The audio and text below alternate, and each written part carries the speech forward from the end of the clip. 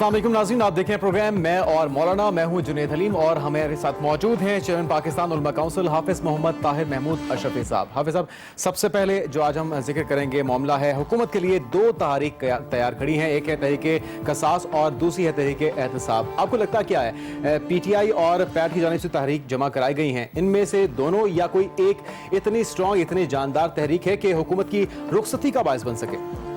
बिस्मिल्लाहिर्रहमानिर्रहीम नहमदुहु व नुसल्ली व नुसल्लिमु अला रसूलिहिल करीम। देखिए, बात यह है कि जो तहरीक एहतसाब है उसमें तो ताकत उस वक्त आएगी जब ये नारा होगा कि एहतसाब सबका। अगर ये नारा इस तक रहता है कि एहतसाब सिर्फ नवाज शरीफ का, तो ये ताकत नहीं पकड़ सकेगी। ये तो ज़रूर है, इमरान खान साहब जो है उनके पास ताकत है, अफरादी क़ुव्वत है, और जो ताहिरुल क़ादरी साहब हैं उनके पास भी उनके मुरीदीन का और उनके जो स्कूल वगैरह, बाकी बहरहाल अफरादी क़ुव्वत उनके पास भी 25-30 हज़ार लोग वो निकाल लेते हैं। फिर शेख रशीद साहब भी हैं, उनकी जमात भी है, बाकी भी कुछ पार्टियां हैं जो 2-2, 4-4, 10-10 अफराद वाली हैं।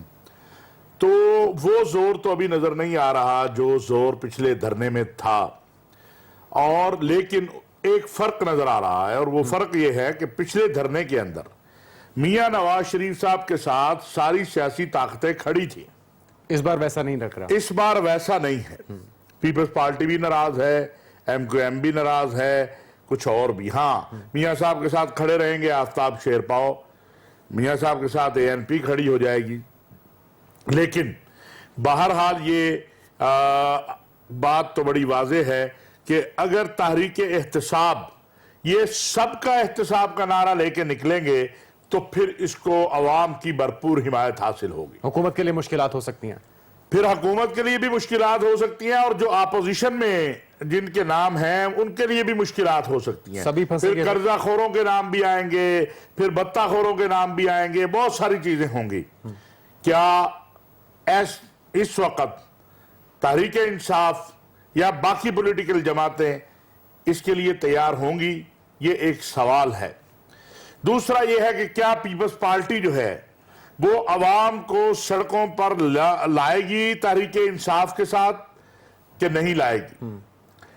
अभी तक तो पीपल्स पार्टी तहरीक इंसाफ के साथ सड़कों पे आती नजर नहीं आती है। जहां तक ताहिरुल क़ादरी साहब का मसला है, उनका ये मुतालबा बिल्कुल जायज है कि उनके जो मकतूलीन हैं उनके कातिल पकड़े जाने चाहिए, दुरुस्त। लेकिन बात यह है कि उन्होंने जो एफआईआर करवाई वो सियासी एफआईआर है। अच्छा, वजीर आजम से लेके परवेज रशीद तक सारे उसमें हैं, सही, जिनके बारे में आप ये कह सकते हैं कि उन्होंने कभी मक्खी भी नहीं मारी।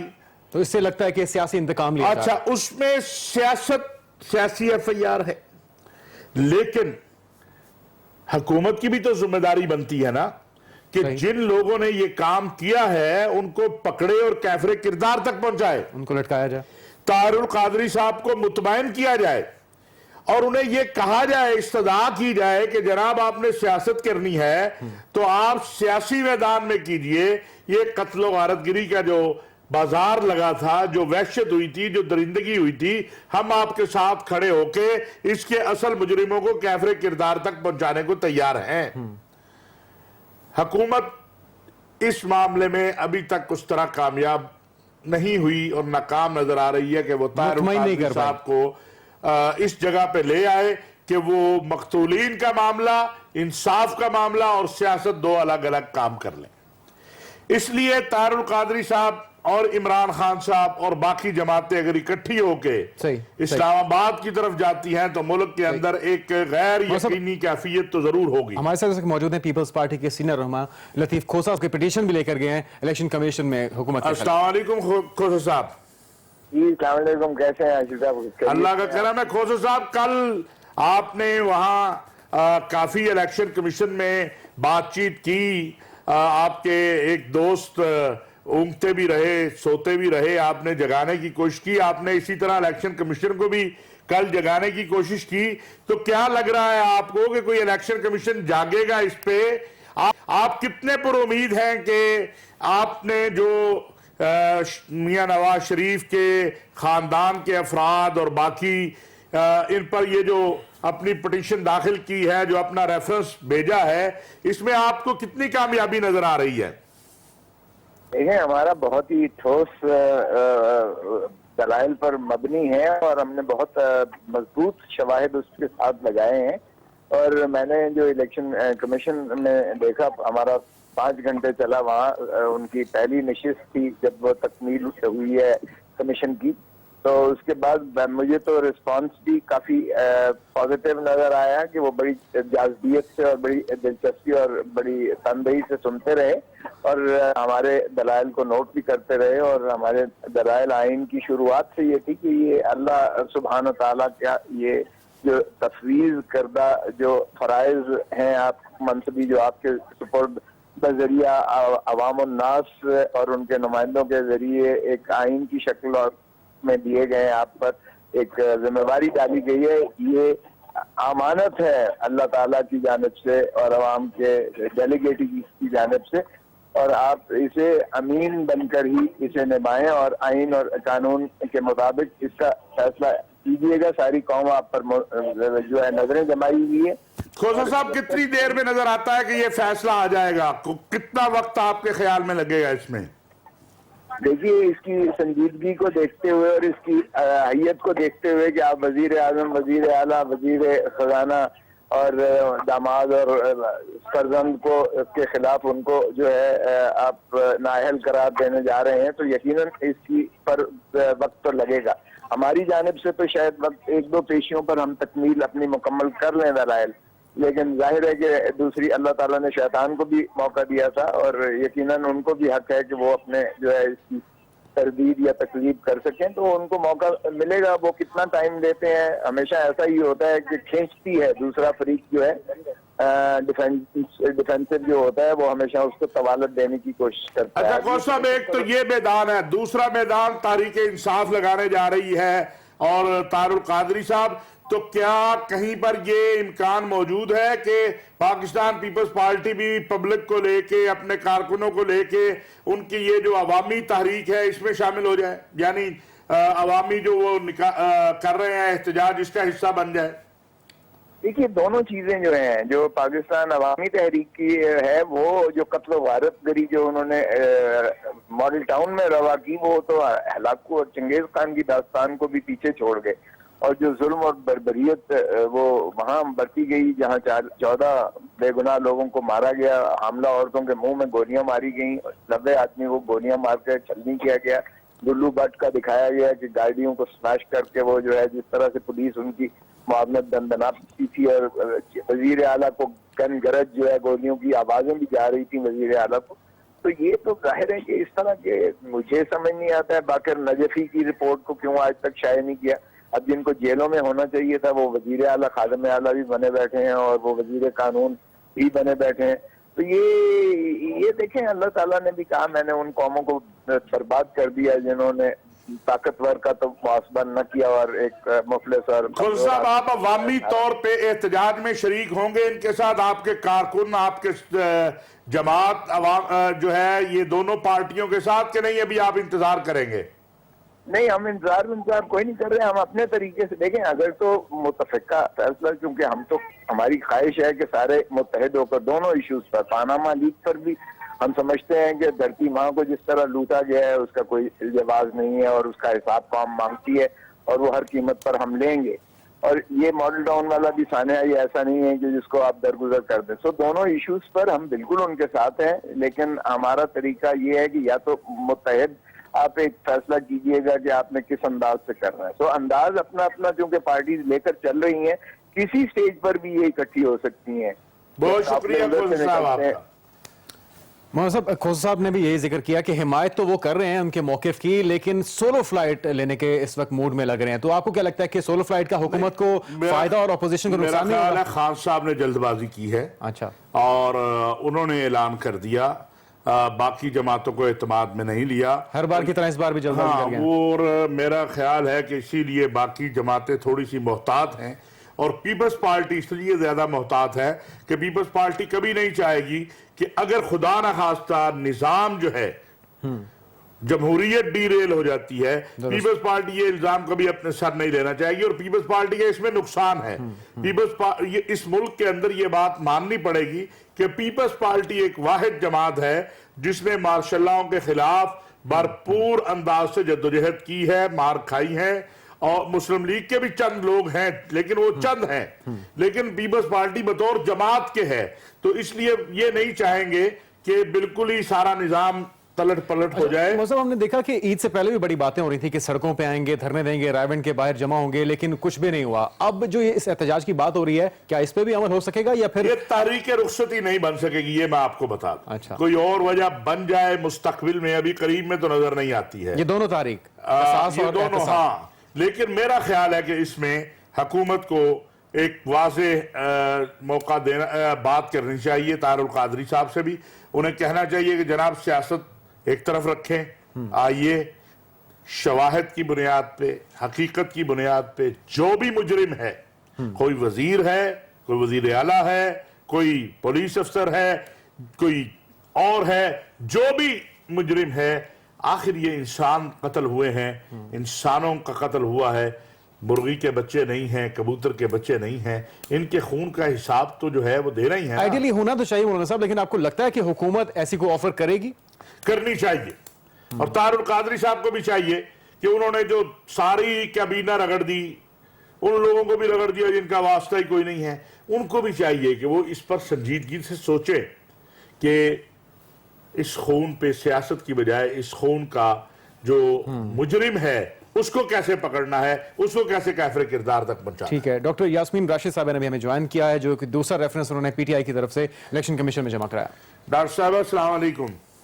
جی السلام علیکم. جی ڈاکٹر صاحب, کل آپ لوگ گئے, ابھی لطیف کھوسر صاحب بتا رہے تھے تفصیل کل کی جو ہے الیکشن کمیشن میں, تو آپ کتنی پر امید ہیں کہ یہ جو آپ نے ریفرنس داخل کیے ہیں اس سے, اور کتنی جلدی یہ ممکن ہوگا کہ کوئی اس کا نتیجہ سامنے آ جائے؟ اور پھر اگلی بات کہ اگر الیکشن کمیشن یا متعلقہ ادارے کہتے ہیں کہ نہیں میاں صاحب پہ کوئی حرف نہیں آتا, تو کیا پھر بھی آپ کی احتجاجی تاریخ جاری رہے گی یا پھر آپ انتظار کریں گے 2018 کا؟ دیکھیے جی, اہم چیز ہے کہ جو میں نے ریفرنس وہاں دائر کیا ہے اس کے بارے میں کوئی شک نہیں ہونا چاہیے, فار اے سمپل ریزن کہ نمبر 1, جس بیسس سے میں نے دائر کیا وہ پاناما لیک سے. پاناما لیک سے بیسکلی ہیک ڈاکیومنٹس ہیں by an international consortium of journalist جنہوں نے اوتھینٹک کاغذ جو ان کے پیپرز تھے وہ نکالے. اس کے through it has been proved کہ مریم نواز جو ہے وہ اونر ہیں نیسکول کی, and she is the civil beneficiary of it. اب مقصد یہ ہے کہ نواز شریف صاحب نے بیٹی کو اپنا ڈیپینڈنٹ شو کیا ہوا ہے کاغذوں کے. یہ تو ڈاکٹر صاحب سب کچھ معلوم ہے, میرا سوال یہ ہے کہ آپ میں آپ کو اس کا ایک جواب دیتی ہوں, آپ سمپل بات سنیں. اگر کیمرون نے آ کے اپنے پارلیمنٹ کے سامنے اس کی صفائی پیش کی ہے, اس کا مطلب ہے وہ ڈاکیومنٹ سچے تھے تو تبھی کیمرون نے آ کے صفائی پیش کی. اگر آئس لینڈ کے پرائم منسٹر نے ریزائن کر دیا تو اس کا مطلب ہے ڈاکیومنٹ سچے تھے تو تبھی آئس لینڈ کے پرائم منسٹر نے ریزائن کر دیا. تو یہ تو نہیں ہو سکتا نا کہ نواز شریف کے جو ڈاکیومنٹس ان میں کچھ جھوٹ ہوگا. Basically they are true documents and they carry correct information. اگر دیکھیں انسان لاجیکلی بات کر سکتا ہے نا کہ جی اگر یہ دو پاور جو ہیں, اگر انگلینڈ جیسا پاور, اس کا پرائم منسٹر نے آ کے صفائی پیش کی تو after all those documents proved کہ اس کے باپ کی آف شور کمپنی تھی اور اس کے اس پہ حصہ تھا. That is why he came and said it. Why will Nawaz Sharif not come and prove it? Nawaz Sharif صاحب تو یہ بات ایکنالج کرنے کو تیار نہیں ہے, یا تو یہ کہہ دیں کہ بیٹی میرے پر ڈیپینڈنٹ نہیں ہے. اگر بیٹی ان پہ ڈیپینڈنٹ نہیں ہے تو پھر تو مسئلہ ختم ہو جاتا ہے, لیکن انہوں نے تو اپنے کاغذوں کے اندر بیٹی کو ڈیپینڈنٹ شو کیا ہوا ہے. اگر بیٹی ڈیپینڈنٹ ہے تو پھر ان کو یہ پروو کرنا پڑے گا کہ یہ جو نیکسٹ کال ہے یہ ان کی بیٹی کی کمپنی نہیں ہے, ورنہ وہ جھوٹے ثابت ہوں گے. بہت شکریہ ڈاکٹر صاحب. ناظرین آپ کو سنیے, حکومت کے لیے مولانا صاحب چیلنجز تو موجود ہیں, اب دیکھنا ہے کہ حکومت طاقت سے ان کا مقابلہ کرتی ہے یا پھر افہام و تفہیم سے. اس پر دیگر اہم ایشوز پر بات ہوگی ایک بریک کے بعد.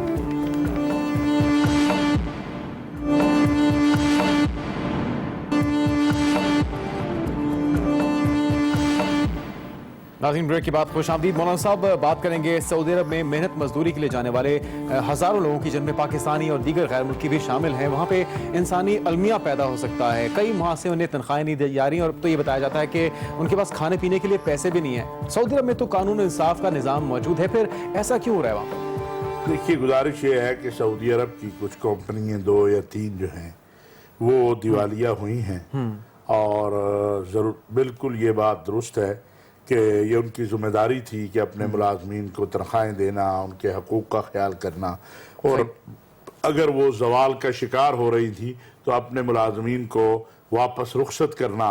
लेकिन अनफॉर्चुनेटली ऐसा नहीं हो सका, और अब हमारे जो सफ़ीर हैं वो मिले हैं, वज़ीर अदल जो है इस वक्त हमारे साथ मौजूद भी हैं मंजूर हक साहब, जो कि पाकिस्तानी सफ़ीर हैं सऊदी अरब में। अस्सलाम वालेकुम मंजूर हक साहब।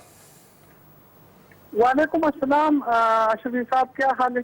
अल्लाह का मंजूर हक साहब, आप पिछले मैं देख रहा हूँ चंद दिनों से बहुत भागदौड़ कर रहे हैं, मुलाकातें कर रहे हैं, इस मामले को सुलझाने की कोशिश कर रहे हैं।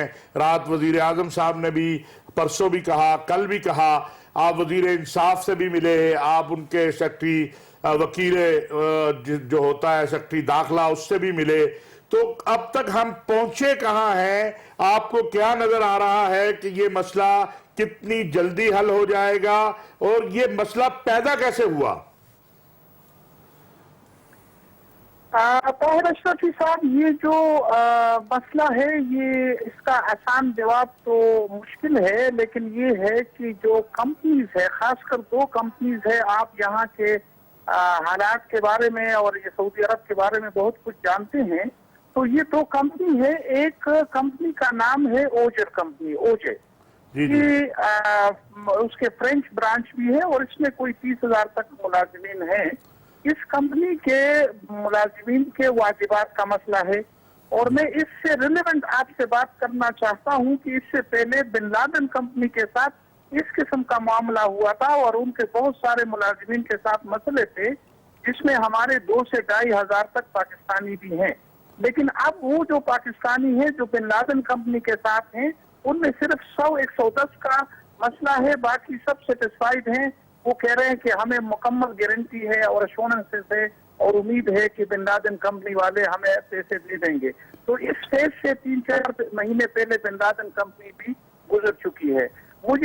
मैं कह नहीं सकता कि इस ओजर कंपनी का, जिसका बहुत बड़ी कंपनी है और जिसमें कोई 8-9 हज़ार तक पाकिस्तानी है, कि इसका ये मसला कितना आसानी से हल होगा या कितने वक्त में हल होगा। लेकिन यहाँ के खादिमुल हरमैन शरीफैन ने डिक्री इशू की है और इस कंपनी को हिदायत की है कि ये अपने मुलाजिमीन के वाजिबात अदा करें। दुरुस्त, यानी ये आज खादिमुल हरमैन शरीफैन की तरफ से ये हुक्मनामा, बल्कि मैं अर्ज करूंगा ये ब्रेकिंग न्यूज है कि खादिमुल हरमैन शरीफैन ने हिदायत जारी की हैं इन कंपनियों को कि ये अपने मुलाजमीन को जो है वाजिबात अदा करें उनके लिए। तो अब आप समझते हैं सूरत हाल बेहतरी की तरफ कुछ जा रही है? ताहिर अशरफी साहब, जो पेमेंट का मसला है वो उसके बारे में मैं कुछ कह नहीं सकता, इसलिए कि जो हमारे यहाँ पे मनकश हैं जिनसे मेरी बात होती रही है, वो कहते हैं कि हमें जब तक पूरे वाजिबात नहीं मिलेंगे तो हम यहाँ से नहीं जाएंगे। मेजॉरिटी ये कह रही है। लेकिन जो दूसरे उनसे एसोसिएटेड जो मसले हैं, जो ये हुकूमत आसानियां पैदा कर सकती है, उसके सिलसिले में उन्होंने ये किया है कि वो कह रहे हैं कि अगर ये मेहनतकश यहाँ से इस कंपनी से किसी दूसरे कंपनी में जाएंगे, तो अगर तनाजुल लेना चाहें तो हम उसको इस कंपनी की NOC की जो आमतौर पर जरूरत होती है वो भी नहीं होगी। अगर ये यहाँ से जाना चाहते हैं तो अगर इनके इकामे एक्सपायर हो चुके हैं तो तब भी हम नहीं पूछते। बल्कि उन्होंने, उनकी जुडिशरी ने हमें कहा है, इंटीरियर वालों ने, कि अगर हम किसी को, इन कंपनी के लोगों को पकड़ेंगे भी तो हम उनको कुछ नहीं कहेंगे अगर उनके इकामे एक्सपायर हुए हैं। इस तरह के अगर कोई यहाँ से केस अपना दावा फाइल करना चाहता है तो कर ले और अपना पावर ऑफ अटॉर्नी किसी को दे दे। अच्छा मंजूरुल हक साहब, एक अलमिया हम ये देख रहे हैं, सुन रहे हैं, आप जरा हमें बता दें कि जी यहाँ खाने का भी मसला है। और क्या अगर कोई पाकिस्तान के या عرب دنیا کے مخیر حضرات جو ہے وہ ان کے لیے کچھ کھانے کا بندوبست کرنا چاہیں، کوئی ان کے لیے سہولت کا بندوبست کرنا چاہے تو وہ آپ سے رابطہ کر لیں، کیا کر لیں، کیا اس معاملے میں کیا کیفیت ہے؟ یہاں پہ آپ یہ سمجھ لیں کہ آج سے کوئی کھانے کا مسئلہ نہیں ہے. کھانے کا جو ہے وہ یہ تھا کہ کچھ کمپنیز کے وہ ڈسٹرپ ہو گئے تھے سلسلے کھانے کا، لیکن یہ ہے کہ آج سے ہم نے ایک اور سلسلہ شروع کر دیا. ہم ان کو کھانا پہنچاتے تھے، لیکن یہ ہے کہ اس میں یہ ہوتا کہ دیر اور سویر ہو جاتی تھی، یا کبھی کبھی ہمیں پتہ نہیں چلتا ان پہ دیر ہو جاتی تھی. اور کبھی یہ ہے کہ جیسے ایک چینل نے اس کو ایکسپلائٹ کیا تھا کہ وہ یہ کھانا بہت کم مل رہا ہے، تو ہم نے یہ کیا ہے کہ آج اپنے بڑے کیمپوں میں ہم پیمنٹ کر رہے ہیں 200 ریال پر ہیڈ. جن کیمپ میں کھانا نہیں مل رہا ان سب کو انشاءاللہ آج نہ ہو تو کل تک ان کو کیش اماؤنٹ مل جائے گا. اس کے بعد ان کی اپنی مرضی ہے کہ وہ اپنے مرضی سے جو کچھ لینا چاہیں، جو جس طرح سے کھانا چاہیں وہ کر لیں. تو اس میں یہ مسئلہ نہیں ہوگا کہ کسی کو کم ملا کسی کو زیادہ. لیکن اگر کوئی صاحب خیر لوگ، جیسے ہمارے ملک میں بہت سارے لوگ ہیں الحمدللہ، سعودی عرب میں بھی ہوں گے، وہ کوئی مدد کرنا چاہیں تو وہ پاکستانی سفارت خانے سے رابطہ کر لیں یا کیا کریں؟ وہ ہم سے رابطہ کر سکتے ہیں، بلکہ ہمارے یہاں جو کمیونٹی ہے وہ بہت زیادہ ہیلپ فل ہے، وہ ہمارے ساتھ رابطے میں ہے. ابھی تک ہم نے اس قسم کی کسی کو کہا نہیں ہے، لیکن یہ ہے کہ اگر کوئی ایسی سچویشن آ جائے گی تو ہم کہیں گے. لیکن ابھی الحمدللہ ایمبیسی کی طرف سے ہم نے پہلے تو خشک اشیاء پہنچاتے تھے، چاول یا اس قسم کی، لیکن یہ ہے کہ کل ایک کیمپ میں ہم تیار کھانا لے کر گئے تھے، لیکن آج مجھے اس کیمپ سے ٹیلیفون آیا کہ ہمارا کھانا شروع ہو گیا. بہت شکریہ منظور الحق صاحب، آپ کا بہت مہربانی. گفتگو آپ نے سنی ہے مولانا صاحب، اس پر مزید بھی بات کریں گے. ابھی ایک بریک لیں گے اور دیگر اہم ایشوز شامل کریں گے ایک بریک کے بعد.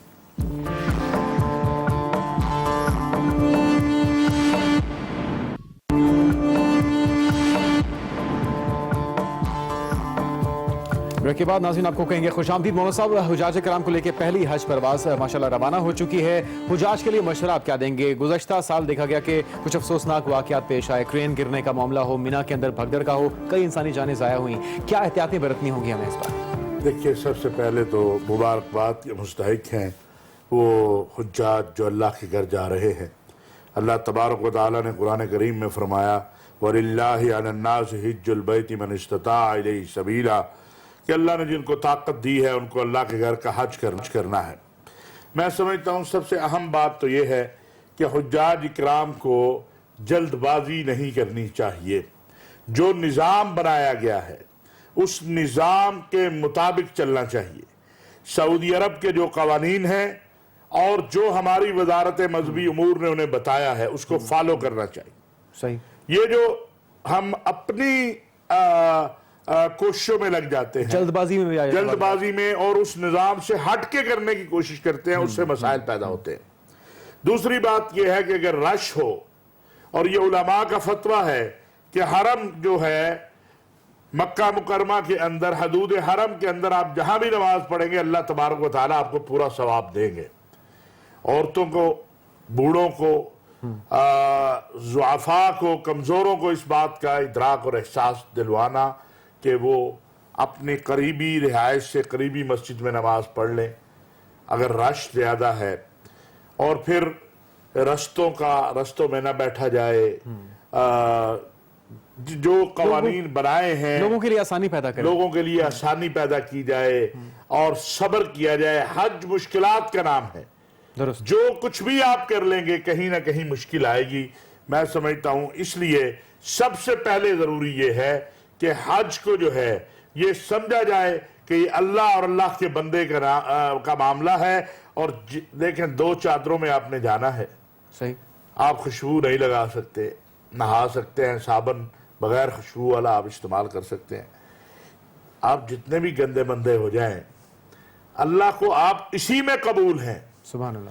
تو اس لیے یہ بات ذہن میں رہنی چاہیے کہ میرے مالک نے مجھے اگر یہاں بلایا ہے مجھے حج کرنے کے لیے تو میں نے حقوق اللہ بھی اور حقوق العباد بھی دونوں کا خیال کرنا ہے.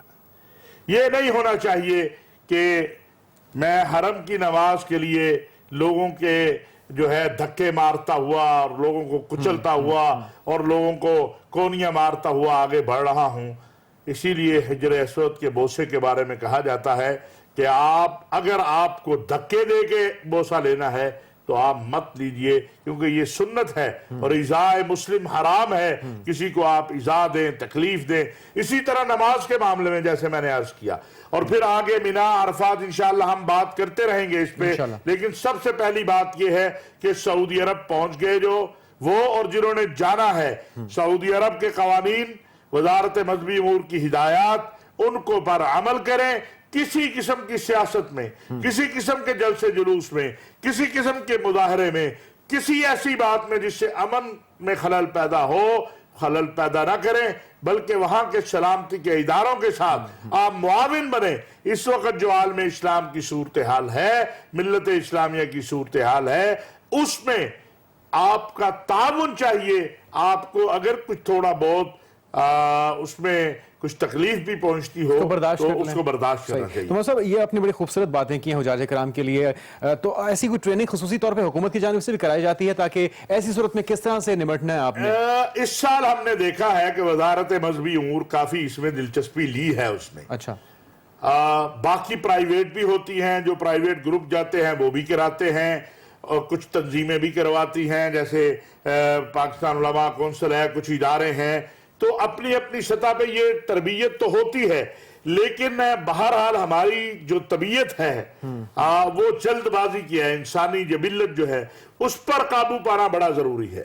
حج پہ جب آپ چلے گئے تو آپ کو پھر اپنی اناد، تکبر، غرور اس کو قربان کرنا ہے، اور آپ کو اللہ لبیک اللہم لبیک کی صدا جب آپ نے کہہ دیا کہ اللہ تیرے لیے سب کچھ حاضر، چھوڑ دیا سب کچھ، ان صلاتی و نسکی و محیایا و مماتی، میری نماز، میرا روزہ، میری قربانی سب کچھ اللہ کے لیے ہے، تو پھر اللہ کے بندوں کو بھی تکلیف دینے سے گریز کرنا چاہیے. یہ جو رستوں میں بیٹھ جاتے ہیں، جو مشکلات دوسروں کے لیے پیدا کرتے ہیں، اس میں جو ہے بہرحال حج کے موقع پر جتنی احتیاط کی جائے، جتنی لوگوں کے لیے آسانی پیدا کی جائے، اتنی آسانی پیدا کرنی چاہیے. دوسرا مولانا صاحب، عربی زبان بھی سب کو سمجھ نہیں آتی ہے، ہدایات بعض اوقات لکھی ہوتی ہیں یا وہاں کے جو سیکیورٹی اہلکار ہیں وہ استعمال کرتے ہیں تو ان کو سمجھ نہیں آتی ہوں گی. وہاں اب تو ماشاءاللہ چونکہ جدید اعلام کا دور، ہم اسے کہتے ہیں انفارمیشن کا دور ہے، یہ دیکھنے میں آیا ہے کہ خود سعودی حکومت، ان کے ادارے، وہ انگلش میں، عربی میں، اردو میں، بلکہ اور بھی زبانوں میں جو ہدایات ہوتی ہیں بڑے بڑے پوسٹروں کی صورت میں وہ لگاتے ہیں اور کرتے ہیں. لیکن بہرحال میں نے جیسے کہا کہ سب سے پہلا مرحلہ وہ صبر کا ہے، اور اگر قرآن کی اس آیت کو سامنے رکھیں حاجی، وَاسْتَعِينُوا بِالصَّبْرِ وَالصَّلَاةِ، نماز اور صبر کے ساتھ مدد مانگو. ایئرپورٹ پہ بھی وقت لگتا ہے. اب ہم تو سمجھتے ہیں ہم ہی ہیں، لیکن ایئرپورٹ پہ لاکھوں لوگ موجود ہوتے ہیں جنہیں امیگریشن والوں نے دیکھنا ہے، جنہیں کسٹم والوں نے چیک کرنا ہے، جن کے لیے ٹرانسپورٹ کا انتظام ہے، باقی ہے، پھر ٹریفک میں مسائل ہیں، پھر بعض اوقات معلموں کا جو سٹاف ہوتا ہے ان کا رویہ بڑا تلخ ہوتا ہے. ہمارا خیال تھا کہ ہمیں سردار یوسف صاحب ملے تو ہم ان سے بھی کوشش کر رہے ہیں کہ ان سے رابطہ اگر وہ مل جاتے تو ان سے پوچھتے. ویسے معلموں کے پاس اب جو ہے کافی پاکستانی یا اردو جاننے والے بھی ہوتے ہیں تو ان سے بھی. ٹھیک ہے مولانا صاحب، لائن پہ ہمیں جوائن کر لیا سر نے. جی سردار صاحب السلام علیکم. آن لائن ہے جی. السلام علیکم سر. سردار صاحب موجود ہیں؟ جی ایک منٹ ہولڈ کیجیے پلیز. ہم کوشش کر رہے ہیں وہ لائن پر آ جائیں تو ان سے بھی ان کا موقف جانتے ہیں کہ وزارت مذہبی امور کیا کوششیں کر رہی ہے. اس بار تربیتی عمل میں جیسے میں نے کہا کہ وزارت مذہبی امور ایکٹیو نظر آئی. اب شرم میں کیا سسٹم ہے وہ ہم سردار صاحب سے پوچھیں گے. وہ لائن پر آ جاتے ہیں تو یہ سردار صاحب ہیں ہمارے ساتھ؟ جی لائن پر ہے ہمارے ساتھ. سردار صاحب السلام علیکم. وعلیکم السلام. مولانا صاحب کیا حال ہے؟ ٹھیک ٹھاک. سردار صاحب یہاں تو ہم نے دیکھا کہ اس بار وزارت مذہبی امور نے ایڈورٹائزمنٹ بھی کی، تربیتی نشستیں بھی کر رہے ہیں. सऊदी अरब के अंदर जब पहुंचेंगे हुज्जाज, आज माशाल्लाह सुबह आपने फजर वक्त पहली फ्लाइट भी रुखसत कर दी, जब ये हुज्जाज सऊदी अरब में पहुंचेंगे तो वहां इनको कोई गाइड करने वाला, वहां इनकी मदद करने वाला वजारत के अहलकार या खुद्दाम वो मौजूद होंगे? इसका कोई बंदोबस्त हुआ है? जी हजरत, हमने तो पहले यहाँ से मुआवनीन जो पहली कैब वो तो चली गई है पहले वहाँ पर जो हमारा हज डायरेक्टरेट है उनके लोग भी वो मौजूद हैं, और मदीना मुनव्वरा में ये पहली फ्लाइटें जा रही हैं। इंशाल्लाह 15 तक ये मदीना मुनव्वरा को जाएंगी, उसके बाद जद्दा एयरपोर्ट के जरिए जाएंगी। तो सारे इंतजामात वगैरह हुए हैं, और ये सारे जो लोग होंगे ये इंशाल्लाह मदीना मुनव्वरा में मरकजिया में ठहराए जाएंगे, और वहाँ पर हमारे जो हज डायरेक्टरेट के लोग हैं वहाँ मौजूद हैं। ये तो बड़ी अच्छी बात है सरदार साहब कि, और ये जो खुद्दामुल हुज्जाज है सरदार साहब, ये इस साल मेरिट पर ही हैं या हम माजी में देखते रहे कि अकरबा परवरी भी बहुत होती रही है? इसको कुछ आपने मॉनिटर किया? नहीं, ये सारे जो हैं ये मुआवनीन कहते हैं खुदामुल हुज्जाज को, चूंकि ये सरकारी लोग होते हैं और सूबों का कोटा होता है, हर सूबे से हम मंगाते हैं, पंजाब, सिंध, बलूचिस्तान, KPK उनको, और ICT का। बहुत शुक्रिया सरदार यूसुफ साहब, मौक़िफ़ आ गया और जिस तरह यकीन दहानियां वो करा रहे हैं, उम्मीद करते हैं कि इस पे अमल भी किया जाएगा। नाज़रीन, दीगर अहम इश्यूज भी हैं, शामिल करेंगे प्रोग्राम में एक ब्रेक के बाद।